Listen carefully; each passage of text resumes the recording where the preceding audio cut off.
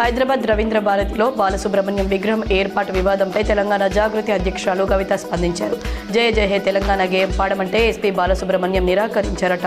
అందుకే ఆయన విగ్రహం పెట్టొద్దని తెలంగాణ వాదులు అంటున్నారు. ఈ విషయంలో తెలంగాణ వాదుల పక్షాన నేను ఉంటా. ఎస్పీబీ విగ్రహం ఏర్పాటు ఇంకో మంచి ప్లేస్ చూసుకోవాలి. గోటూర్లో భాగంగా నేటితో మెస్సీ భారత పర్యటన ముగియనుంది. ఇవాళ ఢిల్లీ పర్యటనలో ఓ హోటల్లో మీట్ అండ్ గ్రీట్ కార్యక్రమంలో పాల్గొని పీఎం మోదీతో భేటీ అవుతారు.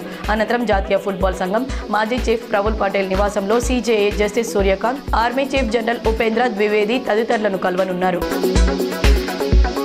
త్వరలోనే రాష్ట్ర మంత్రి వర్గ ప్రక్షాళన ఉంటుందని టీపీసీసీ చీఫ్ మహేష్ కుమార్ గౌడ్ తెలిపారు. మంత్రుల మార్పు చేర్పుపై తనకు స్పష్టత లేదని చెప్పారు. దీనిపై సీఎం రేవంత్, అధిష్టానం మధ్య ఏకాభిప్రాయం రావాల్సి ఉంటుందన్నారు. పీసీసీ వర్కింగ్ ప్రెసిడెంట్లు, కార్యదర్శులతో పాటు ఎస్సీ, ఎస్టీ, బీసీ కమిటీలను నెల రోజుల్లో భర్తీ చేస్తామన్నారు.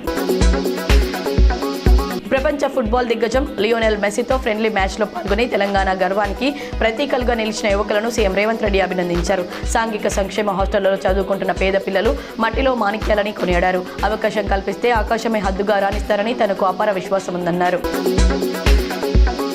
తాను బీఆర్ఎస్ను వీడటానికి కారణం హరీష్ రావు అంటూ జాగృతి ఫౌండర్ కవిత చేసిన వ్యాఖ్యలను కాంగ్రెస్ నేత జగ్గారెడ్డి తప్పుపట్టారు.